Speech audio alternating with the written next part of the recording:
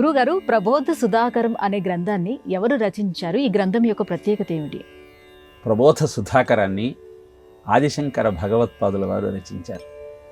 యం వర్ణయంతి సాక్షాత్ శృతి మూకేన మౌనం చరతి సహ అస్మానాం మనుజానాం కిం వాచాం గోచరతి భవేత్.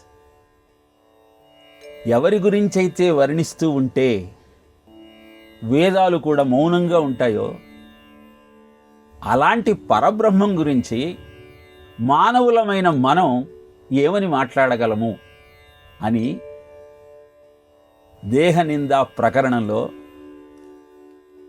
ప్రవచిస్తూ ప్రబోధ సుధాకరాన్ని ప్రపంచానికి అందించారు ఆదిశంకర భగవత్పాదుల వారు. ఆ కృష్ణతత్వాన్ని అద్వైత సిద్ధాంతంతో అనుసంధానం చేస్తూ అద్భుతంగా ఆవిష్కరించారు. నిజానికి కృష్ణుడి ప్రతి లీల ఒక్కొక్క ఉపనిషత్ సారం.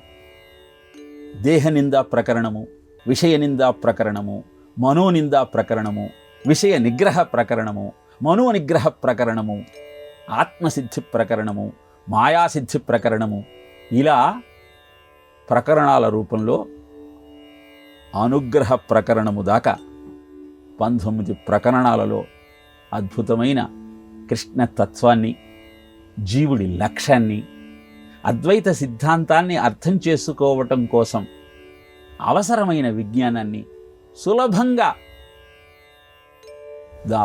ప్రబోధ సుధాకరంలో ప్రతిపాదిస్తూ మనందరికీ అద్భుతమైన కృష్ణతత్వంలోని మాహాత్యాన్ని, అద్వైత సిద్ధాంతం యొక్క మాహాత్యాన్ని తెలియజేశారు. ప్రబోధ సుధాకరం అనేటువంటి గ్రంథానికి వ్యాఖ్యానాలు చాలా తక్కువగా లభిస్తాయి. కనుక ఆ ప్రబోధ సుధాకరంలో ఉన్నటువంటి ప్రకరణాలలో ఉన్నటువంటి అద్వైత సిద్ధాంతాన్ని అర్థం చేసుకునే ప్రయత్నం చేస్తూ కృష్ణ తత్వం యొక్క విశదీకరణను ఆ గ్రంథం ద్వారా గ్రహిస్తూ మన జీవితాన్ని సంస్కరించుకునే ప్రయత్నం చేయాలి. కృష్ణుడి లీలలు చూస్తున్నప్పుడు మనకు అర్థం కావు. అంతరార్థము గ్రహించినప్పుడే కృష్ణతత్వం బోధపడుతుంది, కలిదోషం నివారింపబడుతుంది. ఆ తత్వాన్ని గుర్తించటం కోసం ప్రబోధ సుధాకరాన్ని అధ్యయనం చేసే ప్రయత్నం చేద్దాం.